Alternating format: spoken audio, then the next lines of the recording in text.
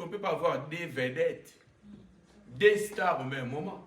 Parce qu'à ce moment-là, c'est Lazare qui était la star. L'homme ressuscité. Or, Jésus-Christ est disparu dans la foule. Or, nous, aujourd'hui, si tu fais quelque chose de bien, tu dois savoir, tu feras en sorte que tout le monde sache que c'est moi qui ai fait. Mais quand vous remarquez à d'autres miracles que Jésus-Christ a accompli dans la Bible, il dit, ne dites à personne. Amen. Ça, ne dites ça à personne, il disparaît. Pour ne pas avoir la gloire. Mais quelque part, il y a des miracles, Jésus-Christ était là, et la Bible dit, il a été glorifié par la foule. J'avais dit, la percée, c'est quoi? La percée veut dire traverser ou creuser un trou plus profond. Creuser là où c'était impossible, mais dès que toi tu arrives, toi tu perces un trou. Là où les gens ils ont dit qu'ici c'est impossible, ça c'est dans les chronos, c'est dans les temps des hommes. Mais selon les kairos, par rapport à la foi que Dieu t'a donnée, quand toi tu arrives, tu dois percer, tu dois creuser un trou.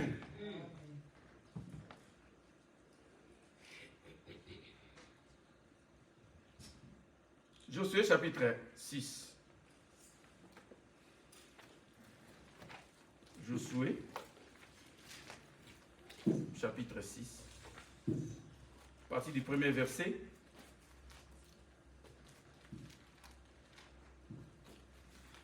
Josué chapitre 6. 1 à 20. Josué chapitre 6, du premier verset au 20e, j'ai lu au nom du Seigneur. Amen. Jéricho était fermé et barricadé devant les enfants d'Israël. Personne ne sortait et personne n'entrait. L'Éternel dit à Josué, voici je livre entre tes mains Jéricho et son roi, ses vaillants soldats. Faites le tour de la ville, vous, tous les hommes de guerre, faites une fois le tour de la ville. Tu le feras ainsi pendant 6 jours. 7 sacrificateurs porteront l'arche. 7 sacrificateurs porteront devant l'arche 7 trompettes retentissantes. Le 7e jour, vous ferez 7 fois la tour de la ville et les sacrificateurs sonneront des trompettes. Quand ils sonneront de la corne retentissante, quand vous entendrez le son de la trompette, tout le peuple poussera des grands cris. Alors la muraille de la ville s'écroulera et le peuple montera chacun devant soi. Josué, fils de Nun, appela les sacrificateurs et leur dit, portez l'arche de l'alliance et que 7 sacrificateurs portent 7 trompettes retentissantes devant l'arche de l'Éternel. Et il dit au peuple, marchez, faites le tour de la ville et que les hommes armés passent devant l'arche de l'Éternel. Lorsque Josué eut parlé au peuple, les 7 sacrificateurs qui portaient l'arche de l'Éternel, les 7 trompettes retentissantes se mirent en marche et sonnèrent des trompettes. L'arche de l'alliance de l'Éternel allait derrière eux. Les hommes armés marchaient devant les sacrificateurs qui sonnaient des trompettes et l'arrière-garde suivait l'arche. Pendant la marche, on sonnait des trompettes. Josué avait donné cet ordre au peuple. Vous ne crierez point, vous ne ferez point entendre votre voix, et il ne sortira pas un mot de votre bouche jusqu'au jour où je vous dirai, poussez des cris. Alors vous pousserez des cris. L'arche de l'Éternel fit le tour de la ville. Elle fit une fois le tour, puis on rentra dans les camps, et l'on y passa la nuit. Josué se leva le bon matin, et les sacrificateurs portèrent l'arche de l'Éternel. Les 7 sacrificateurs qui portaient les 7 trompettes retentissantes devant l'arche de l'Éternel se mirent en marche et sonnèrent des trompettes. Les hommes armés marchaient devant eux et l'arrière-garde suivait l'arche de l'Éternel. Pendant la marche, on sonnait des trompettes. Ils firent une fois le tour de la ville, le second jour, puis ils retournèrent dans les camps. Ils firent de même pendant 6 jours. Le 7e jour, ils se levèrent de bon matin, dès l'aurore, et ils firent de la même manière 7 fois le tour de la ville. Ce fut les 7 jours où firent 7 fois le tour de la ville. À la 7e fois, comme les sacrificateurs sonnaient des trompettes, Josué dit au peuple, poussez des cris, car l'Éternel vous a livré la ville. La ville sera dévouée à l'Éternel par interdit, elle et tous ceux qui s'y trouvent, mais on laissera la vie à Rahab, la prostituée, et à tous ceux qui seront avec elle dans la maison, parce qu'elle a caché les messagers que nous avions envoyés. Gardez-vous seulement de ce qui sera dévoué par interdit, car si vous preniez ce que vous aurez dévoué par interdit, vous mettriez le camp d'Israël en interdit et vous y jetterez les troubles. Tout l'argent et tout l'or, tous les objets d'airain et de fer seront consacrés à l'Éternel, et ils entreront dans les trésors de l'Éternel. Le peuple, 25 versets, le peuple poussa des cris et les sacrificateurs sonnèrent des trompettes. Lorsque le peuple entendit le son de la trompette, il poussa des grands cris et la muraille s'écroula. Le peuple montant dans la ville, chacun devant soi, ils s'emparèrent de la ville. Amen. On acclame le Seigneur. Ils s'emparèrent de la ville. C'est ça la percée. La Bible dit la ville, Jéricho était barricadée. Personne n'y entrait, personne ne sortait. Vous savez, il y a certaines familles qui disent comme ça, moi, nous sommes une famille, nous avons de l'honneur. Notre père a dit, vous savez, il y a des rites qui sont restés, ça fait semblant de l'honneur. Or, ce n'est pas l'honneur, or, c'était une façon de barricader tout le monde. Personne ne peut entrer, personne ne peut sortir. Il n'y a pas d'ouverture. Or, quand nous venons au Seigneur, vous savez, des fois, quand on dit à l'église, criez pendant la louange, il y a des choses qui se passent même dans la louange quand ils crient. Ça veut dire quand on se présente devant l'Éternel, levez les mains. Nous, on croyait que c'est ce qu'on a inventé. Non, c'est dans la Bible. Quand on élève les mains, c'est signe de victoire. Ça veut dire quand Josué était à la bataille, Moïse était là, en train de prier. La Bible dit que lorsque Moïse leva les mains, Israël était fort. Donc, le signe de lever les mains dans la présence de Dieu, à l'église, c'est le signe de la victoire. Quand on dit lever les mains, c'est la victoire. Quand on dit crier, il faut crier. La Bible dit les peuples, ils ont crié, premier jour, ils sont rentrés. Ils sont rentrés à la maison. Vous savez, là, le diable est en train de jubiler. Vous savez, des fois, quand Dieu prépare ta percée, le diable ne saura pas le moment. Parce que c'est Dieu qui connaît le temps de ta percée. Premier jour, ils ont sonné de la trompette, ils ont crié, première fois. Ils sont rentrés à la maison. Deuxième jour encore, il faut retourner. Pendant que les gens passaient regarder leurs actes, ils disaient que ces gens sont devenus des fous. Mais comment pouvait tourner? Vous savez, le mirail de Jéricho, c'était, la Bible dit, c'était un mirail qui avait un épaisseur. Sur le mirail de Jéricho, une voiture peut passer, des bandes. Vous imaginez? Sur la muraille, deux voitures peuvent se croiser. Donc c'était barricadé, c'était une forteresse. Mais Dieu a dit à son peuple, vous allez percer cette mur. Cette mur va s'écrouler. Cette muraille s'écroulera. Avec les yeux physiques, on ne peut pas croire, bien-aimé. On ne pouvait pas croire que Jéricho peut s'écrouler. Cette muraille peut s'écrouler. Parce que c'était barricadé, une forteresse. Mais Dieu, il a dit, faites les tours. La foi, c'est comme la folie. La foi, ça se confesse. Ça ne veut pas dire que je suis dans ma chambre, je suis chrétien, j'ai la foi. Non, la foi, ça se dit, ça se prononce. La foi, ça se proclame. Il faut proclamer la foi. La foi est une ferme assurance, une démonstration. La foi, il faut le démontrer. Ils ont fait les tours. Premier jour, ils sont rentrés. Et pendant ce temps, le moment de Dieu était le 7e jour. On pouvait se fatiguer pour dire que non, on a l'embi nanga. Les paresseux se sont fatigués. Ah non, les choses de Dieu c'est compliqué. Je sors aujourd'hui jusqu'à 7e jour. Et le 7e jour, la Bible dit, ils ont fait 7 fois les tours. Pour que la muraille soit tombée. Les choses de Dieu, bien aimé, ce n'est pas les physiques. Les choses de Dieu, ça se passe dans les spirituels. C'est le spirituel qui attire les matériels. Si vous êtes fort dans l'esprit, vous allez attirer tout ce que vous voulez dans la chair et dans le matériel. Le contraire, ce n'est pas possible. Il faut être fort spirituellement. Et pendant tout ce temps-là, il y avait les temps de Dieu. Et quand il y a les temps de Dieu, même si c'est silencieux, Dieu, il est là. Les temps de Dieu, entre la promesse et l'accomplissement, il y a un écart dedans là, le moment du silence de Dieu. Tu verras comme si Dieu n'est pas là. Il a dit à Abraham, tu auras un fils. Le fils de la promesse sortira de toi à 75 ans. 25 ans d'épreuve. Le silence de Dieu. Il n'y avait rien. Abraham, il a cherché la solution.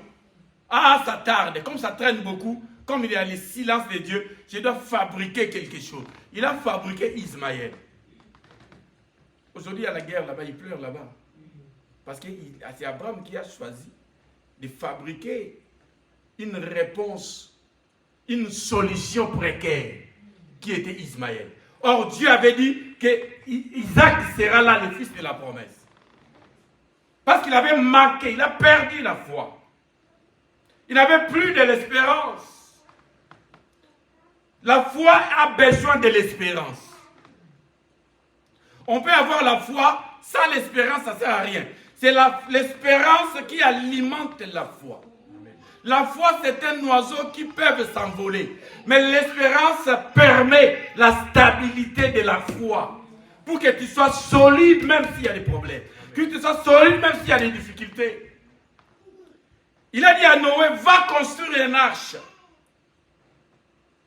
Tu feras des 1000 coudées, des 66 coudées. Il a donné des précisions à Noé. Sans pour autant dire à Noé qu'il y aura les déluges. Noé, il a obéi à Dieu. La puissance de Dieu réside dans l'obéissance de sa parole.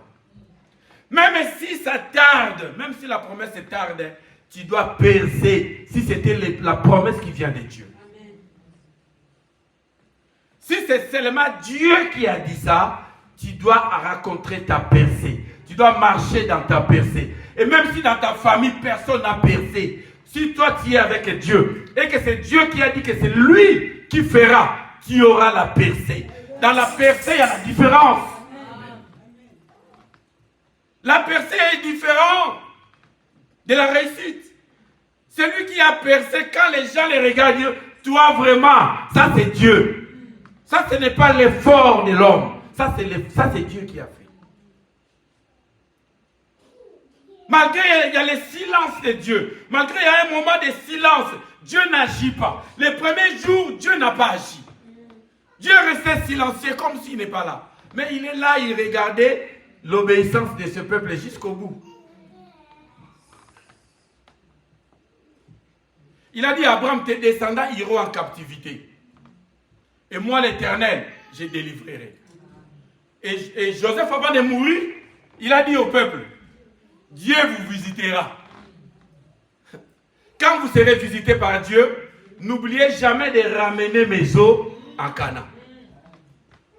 C'est comme si c'est vite fait. Hein? Dieu vous visitera et vous allez prendre des maisons. Mais ça fait combien de temps? 400 ans.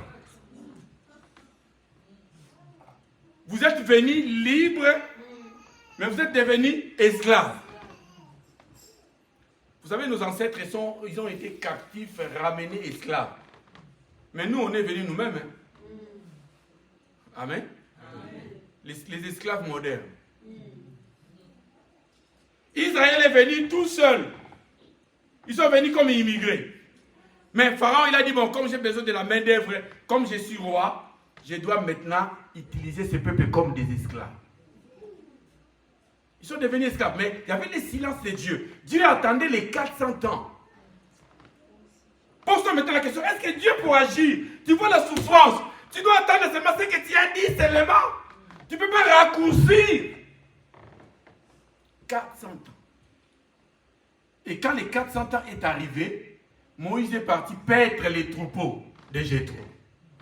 Il a appelé Moïse, il a dit, Moïse, j'ai vu la souffrance de mon peuple qui sont en Égypte. J'ai entendu les cris qui font pousser ses oppresseurs. Tu vas maintenant percer la maison du Pharaon. Il faut que le royaume soit percé par Moïse pour que le peuple soit libéré. Bien, mais il y a des choses dans ta vie, si tu ne perces pas, tu ne verras pas la gloire de Dieu. Il y a des choses dans la vie, tu l'auras seulement si tu es persévérant, non seulement persévérant, mais si tu arrives à percer pour avoir ta victoire. On ne te donnera pas facilement. Le diable ne laissera pas facilement. Parce qu'Israël était une main-d'œuvre pour Pharaon. Comme l'homme de Dieu il a dit au début, Pharaon, ce n'était pas n'importe qui. Le mot Pharaon est rentré dans les dictionnaires français. Vous savez, si quelqu'un a fait quelque chose de grand, on dit, ah, ce travail est pharaonique. Amen. Amen. Il a fait un travail vraiment pharaonique, donc un grand travail. Il était quelqu'un de grand. On ne peut pas blaguer avec Pharaon. Tu ne peux pas t'approcher comme ça des pharaons. Il peut te tuer quand il veut. Il fallait qu'il y ait la percée. Là où il y a la percée, il y a des miracles. La percée est accompagnée de miracles et de prodiges. J'avais expliqué l'autre fois, il y a une différence entre miracle et prodige. Quelqu'un qui n'a pas d'enfant, on prie pour elle. Elle peut avoir des enfants, on appelle ça miracle. Et le prodige est quelqu'un qui n'a pas de trompe.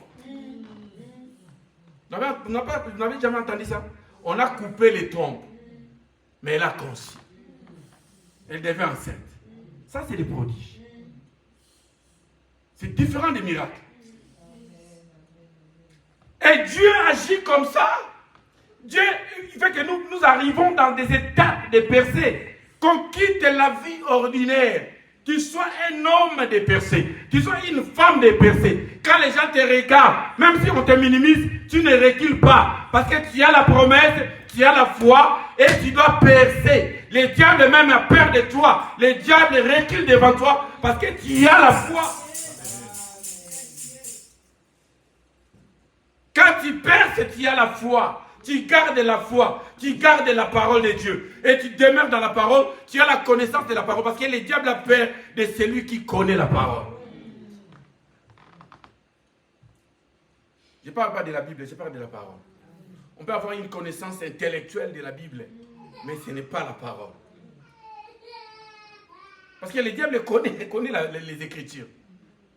Il est écrit, l'homme ne vivra pas du pain seulement, de toutes paroles qui sont dites. Jésus-Christ a repris, il est aussi écrit. Si nous voulons percer, nous allons demeurer dans l'obéissance. Josué a dit, sortez les premiers jours, ils sont sortis. Ils sont rentrés dans leur maison. Deuxième jour, pareil. Troisième jour, pareil. Jusqu'au 7e jour. Et le 7e jour, on vous dit, vous allez faire 7 tours. C'est comme la ville d'Évry. On vous dit, Évry est barricadée. Il faut faire les tours d'Évry pendant 7 fois. À pied. Vous tournez première fois, il n'y a rien. Deuxième fois, il n'y a rien. Moi, je crois qu'il y avait des fatigués. Il y avait des paresseux qui ont dit non, moi je suis fatigué, moi j'arrête. Mais celui qui persévère, celui qui a envie de percer dans sa vie, il continuera jusqu'au 7e jour. Celui qui a envie de percer dans sa vie, il y a des choses qui ne marchent pas dans ta famille. Vous savez, dans nos familles, des alliances qu'on appelle des alliances passives et des alliances actives. L'alliance passive, tu n'étais pas là, on n'était pas nés. On n'était pas nés, on fait les programmes, les projets. Nous, on n'était pas là. Ça, c'est une alliance passive. Tu es signé par les sangs. Que tu es dedans, tu es dans cette famille. Mais il y a des alliances qu'on appelle alliances actives. Donc toi-même, tu as participé, tu as contacté une alliance.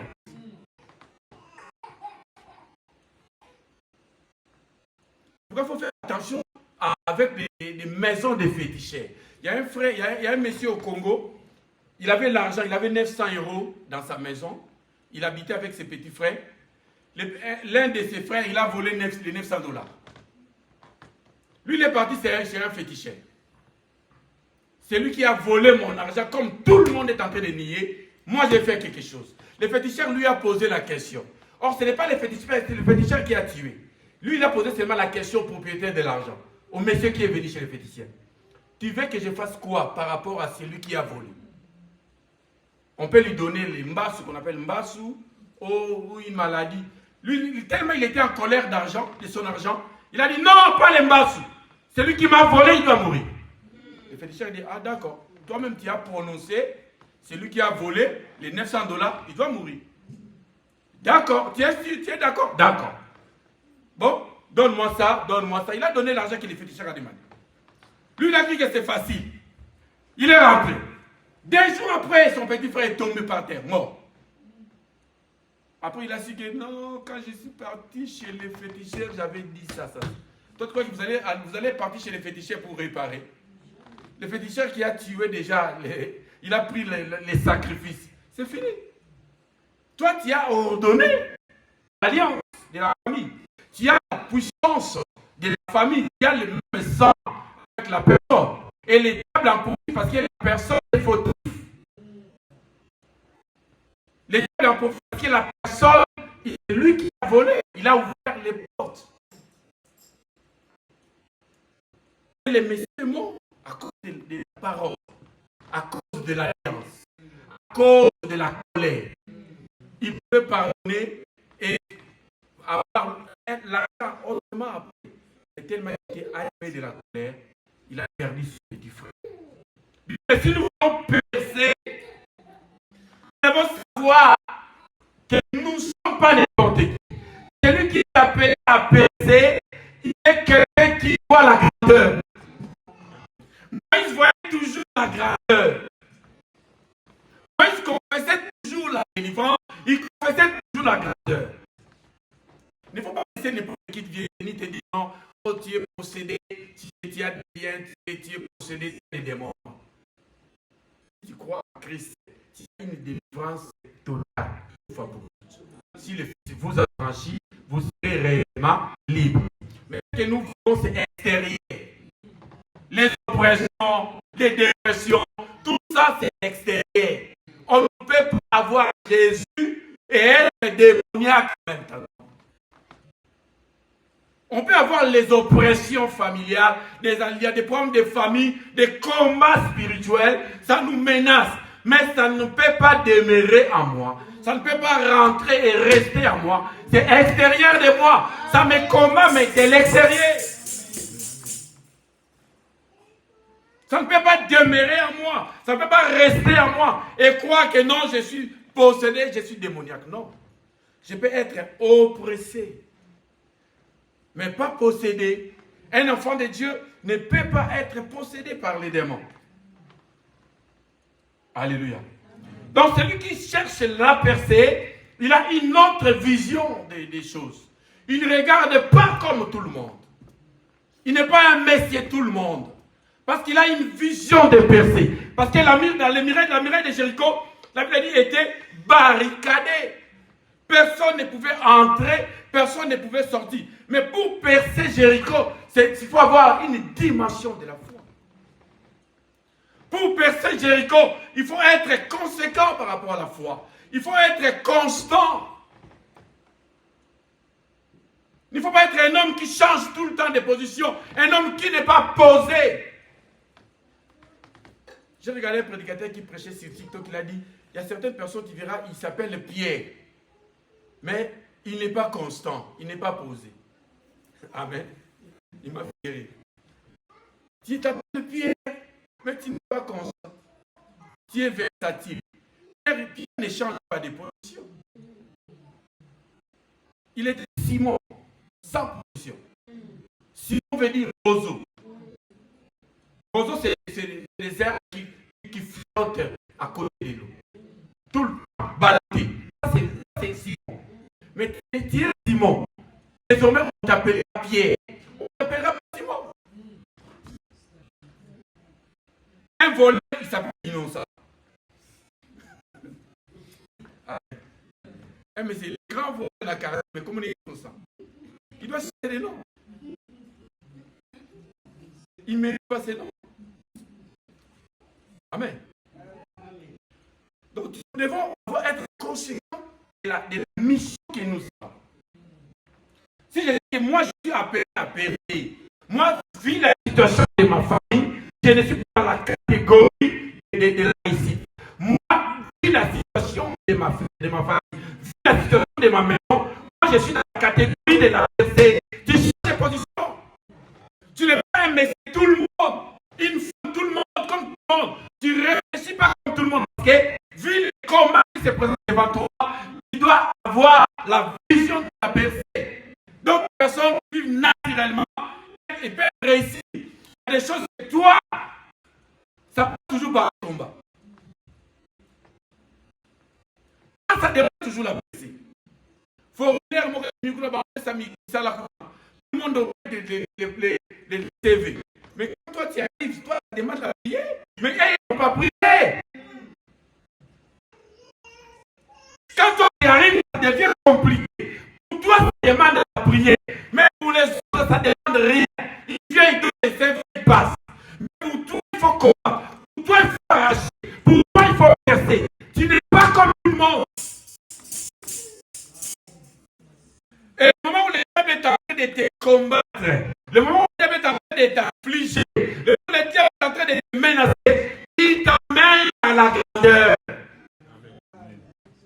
Le diable ne sait pas ce que tu vas récolter après les combats. Si le diable savait la couronne qui t'attend après les épreuves, le diable ne t'amènera jamais dans ce chemin des épreuves. Le diable ne connaît pas le lendemain. Si le diable savait ce que Jésus-Christ allait récolter à Golgotha, le diable ne pouvait jamais amener Jésus sur les chemins du Golgotha. Il a oublié que quand il a ramené Jésus sur le Golgotha, or Jésus-Christ est parti pour percer. C'est pourquoi le corps de Jésus a été percé à Golgotha. Quand on avait percé, troué, la Bible dit l'eau et le sang est sorti. Pour jaillir la réussite, pour jaillir le salut, pour jaillir le salut de l'humanité. C'était à la Golgotha. Parce que Jésus-Christ a été percé. Mais il y a certaines choses que tu ne recevras que par la percée. C'est pourquoi la Bible dit demandez, vous recevrez. Cherchez, vous trouverez. Mais la dimension de la percée, frappez. Amen. Oh, amen. Amen. La dimension de la percée, c'est frapper, importuner, déranger. Une femme veuve, elle a importuné l'homme riche, le juge unique. Elle a importuné les juges jusqu'à recevoir les gains de cause. Et Jésus-Christ dit à combien plus forte raison, si on demande à Dieu, ne donnera pas notre justice. Mais nous sommes appelés à percer. Celui qui perce, il demeure dans la persévérance, il est violent. La Bible dit depuis le temps de Jean-Baptiste jusqu'à présent, le royaume des cieux est forcé. Ce sont les violents qui s'en emparent. Amen. Amen. Il y a d'autres choses, il faut faire la violence. Il faut faire violence. Il ne faut pas baisser les bras. Quelqu'un te menace, quelqu'un te fait des menaces, tu viens, tu rentres, tu commences à pleurer. Non, il ne faut pas pleurer, il faut se lever dans la prière. Il faut montrer à la personne que non, qu'il y a un Dieu puissant. Quand on chantait ici, nous disons, moi je ne mourrai pas, je vivrai. Je raconterai les merveilles de l'Éternel. Cela veut dire que tu mourras dans les temps de Dieu, dans les kairos de Dieu. Tu ne mourras pas selon la volonté des nôtres. Il y avait une femme en Équateur, il était décédé vers 94. Elle est morte, enterrée à 94. Mais à l'Équateur, il y a une pratique là-bas, quand quelqu'un est décédé, il commence à sortir dans les villages, on le voit dans les villages, dans la source, au marché, elle apparaît. Les chefs coutumiers, les chefs du village, disent, chez nous, Si quelqu'un est décédé, on les voit, on continue à les voir comme ça, c'est que son jour n'était pas accordé. Qu'est-ce qu'il faut faire? Si on les raconte encore dans la ville ou dans la forêt, il faut les blesser. Quelqu'un l'a raconté, la dame, dans la forêt, elle a donné un coup, la dame était blessée. Quand elle était blessée, la dame ne pouvait plus retourner dans le monde des morts. Elle est retournée dans sa maison. Votre maman est décédée, elle rentre à la maison. Elle commence à faire à manger. Amen. Si ça se passe, elle est depuis que vous avez 14, elle vient de décéder à 2014. 10 ans.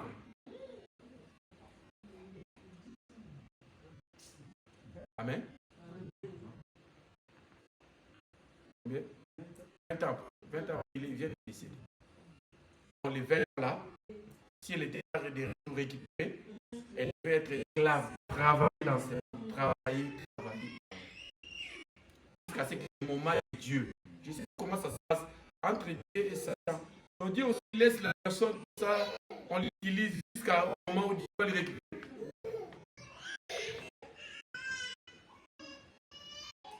Donc, 30 ans, moi je me dis 30 ans, 30 ans.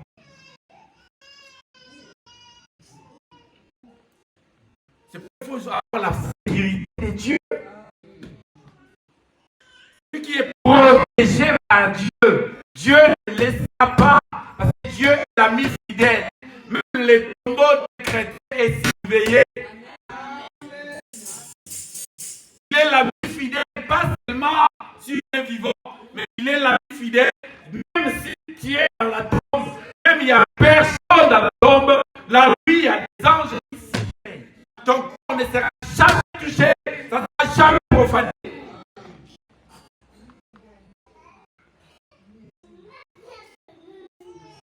Il est là avec nous.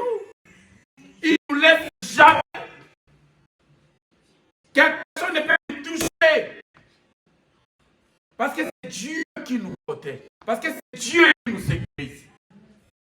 Et celui qui a la vision de la pensée, il doit savoir ce qu'il dit dans sa bouche. Il doit confesser toujours la grandeur. Vous savez ce que Job a dit? Il y avait le silence de Dieu dans sa vie. Il maudit les jours de sa naissance. Amen.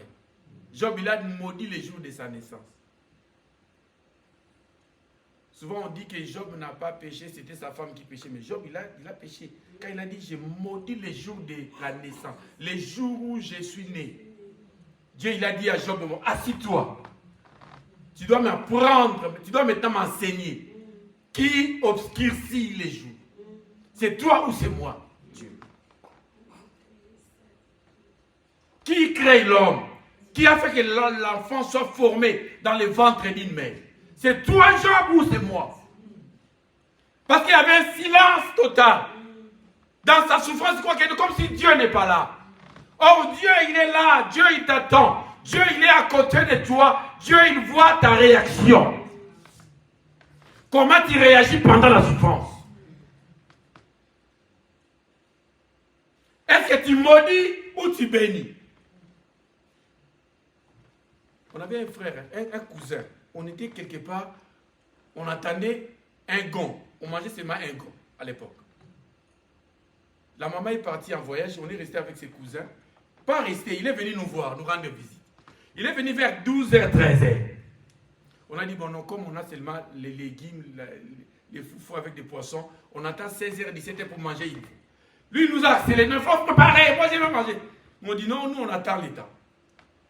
Par la colère, il est parti sur la fenêtre, vous savez, au Congo, des fenêtres avec des claustras. Il a jeté les légumes et tout ce qu'on devait préparer. Ah. Moi, j'ai dit, comment il peut faire comme ça? On a su ça après. Un jour, on jouait derrière la fenêtre, on a cherché les légumes, ça disparu dans la maison. Un jour, quand on jouait, on tournait derrière, on a vu les légumes séchés. Quand on grandissait, quand j'ai regardé les cousins, j'ai dit, non, lui n'est pas normal. Non. Un homme normal ne peut pas réagir comme ça. Non, il n'est pas normal. Et par après, on a compris, il y a des gens qui ont commencé à témoigner contre lui. J'ai dit, moi, l'acte là, ça passe pas. Ça revient toujours, ça revient toujours. Bien aimé, il y a des amis, il y a des gens qui peuvent t'entourer pour empêcher ta percée. Tu peux être entouré par des gens qui vont empêcher ta percée. Mais toi, il faut fermer les oreilles, il faut fermer les yeux. Toi, il faut regarder ce que Dieu t'a dit. Dieu, il a dit, fais-le tout, fais-le tout.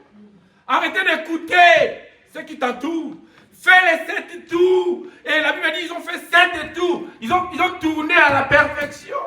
Ils ont tourné au nombre de Dieu, le chiffre de Dieu. Première fois, deuxième fois, 7 fois. Et le 7e jour, 7 fois les tours. Sans toucher les murs, sans faire des efforts. Ils n'ont pas touché les murs. Ils n'ont pas crié 7 fois. Non. Ils n'ont pas touché ces jours-là. Ils venaient seulement, ils ont fait les tours. Il y avait les trompettes. La Bible dit la muraille s'écroule. Ils sont rentrés dans la vie. Il ne faut pas écouter les hommes. Écoute Dieu. Écoute ton alliance avec l'Éternel. Ce que Dieu a dit avec toi, cela s'accomplira. Même s'il y a le silence de Dieu. Le silence de Dieu n'est pas son absence. Et Dieu, il est fier quand il voit quelqu'un confesser. Dans la souffrance, il confesse. J'ai écouté un pasteur, il dit, moi et ma femme, je suis un prédicateur, j'ai prêché l'évangile au Congo, partout les gens me connaissaient. Mais pour aller avoir même les traitements, on me traitait comme ici on peut dire comme des SDF. Les gens qui n'avaient pas de revenus. J'avais une fiche, quand on va à l'hôpital, on nous traitait comme les gens je ne sais pas, les plus démunis à l'hôpital. Mais un jour, quand il a percé, il a changé la façon de voir les choses. Un jour, il est parti à l'hôpital, les médecins les connaissaient, les infirmiers les connaissaient. Ah, papa, tu es venu, on va remplir les fiches. Il a dit, aujourd'hui, je n'ai pas besoin de ces fiches. Aujourd'hui, je vais payer pour avoir une nouvelle fiche. Il a changé la façon de voir les choses. Il faut voir des choses grandes. Celui qui a besoin de percer, il ne voit pas les petites choses. Il voit toujours la grandeur, les grandes choses. Amen. Et celui qui a besoin de percer, il est déterminé. Personne ne touche à ton étoile. Parce que Dieu voit la confession de ta foi. Même si je suis dans la vallée de l'ombre de la mort, je confesse toujours Dieu. Je confesse toujours la grandeur. Je ne trahis pas Dieu. Je sais qu'un jour, il y aura une solution.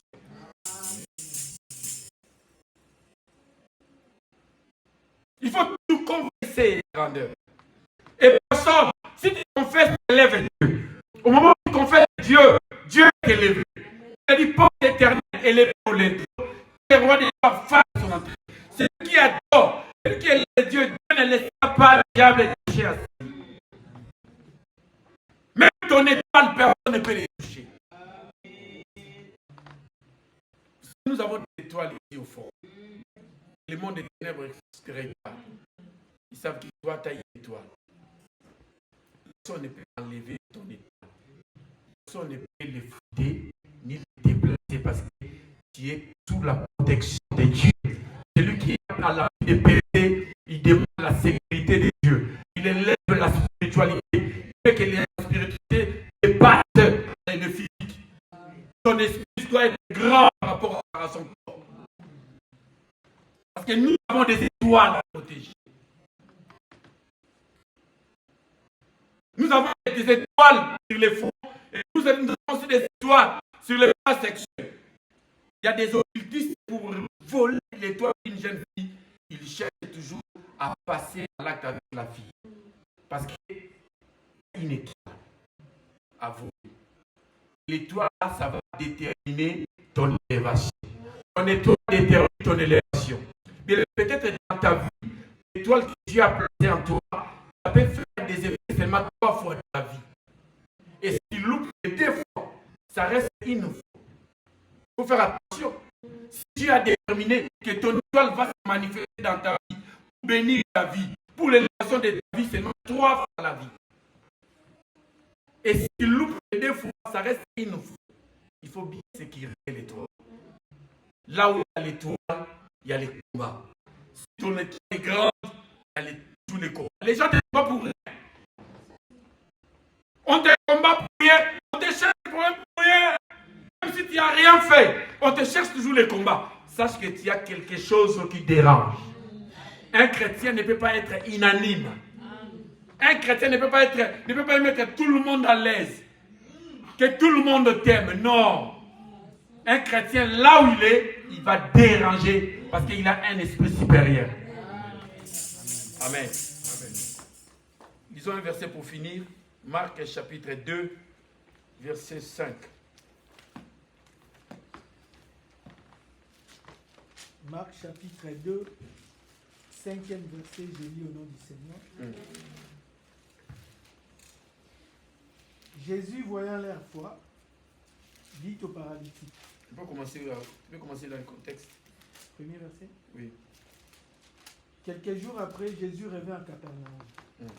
On apprit qu'il était à la maison et il s'assembla un si grand nombre de personnes que l'espace devant la porte ne pouvait plus les contenir.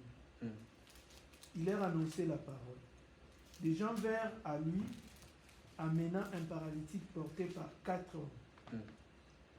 Comme ils ne pouvaient l'aborder à cause de la foule, ils découvrirent les toits de la maison où il était, et ils descendirent par cette ouverture les lits sur lesquels le paralytique était couché.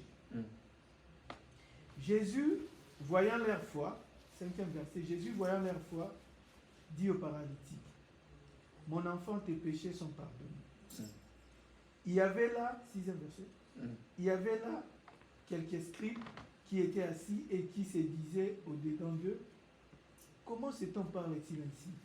Il blasphème. Qui peut pardonner les péchés si ce n'est Dieu seul? » Jésus, ayant aussitôt connu par son esprit ce qu'il pensait au-dedans d'eux, leur dit, « Pourquoi avez-vous de telles pensées dans vos cœurs? Lesquelles est plus aisé de dire au paralytique, tes péchés sont pardonnés, ou de dire, lève-toi, prends ton lit et marche. Or, afin que vous sachiez que le Fils de l'homme a sur la terre le pouvoir de pardonner les péchés, je te l'ordonne, dit-il au paralytique, lève-toi, prends ton lit et va dans ta maison. » Amen. Jésus, il a commencé par les plus difficiles pour le faire les plus faciles après. Les plus difficiles étaient de pardonner les péchés. Oh. Qu'est-ce qui est difficile? De pardonner les péchés. Il a pardonné les péchés. Comme j'ai fait les plus grands, je vais rester sur les plus petits. Les plus petits, c'est les miracles des paralytiques. Et ce qui nous épate ici, ce qui nous interpelle ici, ils sont venus, les personnes arrivent avec les paralytiques. La maison est bonne, il n'y avait plus d'accès pour entrer avec les malades. Mais ils ont fait quoi? La Bible dit ils ont monté sur les tours, ils ont percé. C'est ça la percée. Quand la percée est facile, non? La percée va être violente. Ils ont percé les trous sur les toits d'une maison. Ils ont descendu les paralytiques sur les toits. Jésus-Christ est voyant l'air. C'est ça la percée. Et les paralytiques étaient guéris. C'est ça qu'on appelle les trous d'une aiguille. Ouvrir les trous. C'est difficile à un riche d'entrer dans les royaumes et face à un chameau. Entrer sur les trous d'une aiguille. Parce qu'un chameau peut monter les toits et rentrer. Amen. Alors, ils ont entré sur les toits, ils ont percé. Mais si tu voulais vivre un miracle dans ta vie, sois un homme de percé. Sois une femme de percé. Tu verras la gloire de Dieu dans ta vie.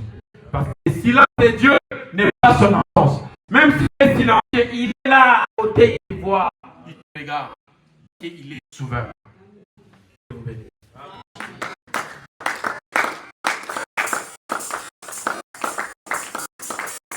Je remercie le Seigneur pour sa parole qui dit, Seigneur, je vais percer dans ma vie. Je vais aller au-delà de la réussite, au-delà de l'ordinaire. Je vais être un homme, une femme extraordinaire. Je vais percer dans tous les domaines de ma vie, matériel, physique, spirituel, financier, dans ma famille, dans tout ce qui est dans ma vie. Seigneur, Aide-moi. Aide-moi à percer. Prions le Seigneur au travers de ces paroles. Seigneur, merci pour ta parole. Car tu es le roi des gloires.